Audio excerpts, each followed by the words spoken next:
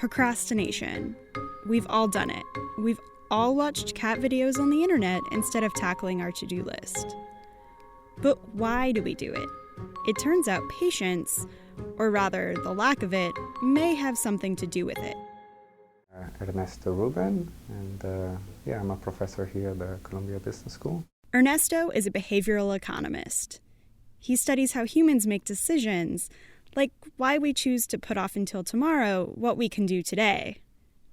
To learn more about why we procrastinate, Ernesto did an experiment. So all of this was with MBA students from the University of Chicago. Specifically, Ernesto and his colleagues looked at a class of 284 students. They looked at three things: a survey the students took, an online game they played, and the date the students submitted their application for admission to the MBA program. When students completed these tasks in a given time period, gave Ernesto an idea of just how much they procrastinate. To compensate the students for participating, the students were paid a certain amount of money by check. But the students were given a choice: either a set amount of money now, let's say $10, or a larger amount in 2 weeks, like, say, $15.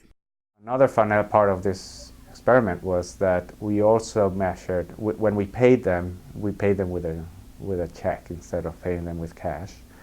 And that gave us this additional measure that we were able to see when did they cash the check. And the nice thing about that is that it gives you this extra element to see whether their decision between money now and money later was a decision that made sense, or whether it was a decision that was suboptimal. The term suboptimal behavior in economics just means a person isn't making the most rational decision, the decision that's in their best self-interest.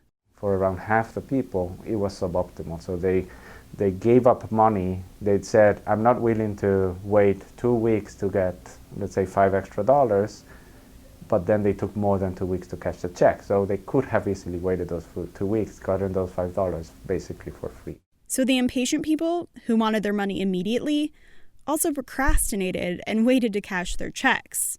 This is definitely suboptimal behavior. If you were to think there's this population for which you should not find this type of biases, is business students from the University of Chicago, right? So it shows how, in my opinion, how widespread this thing is. So don't feel too bad about watching some cat videos instead of sending those important emails. We all do it, even behavioral economists who study this stuff. Do you still procrastinate? Absolutely, yes. All the time, yes. It's very hard to control.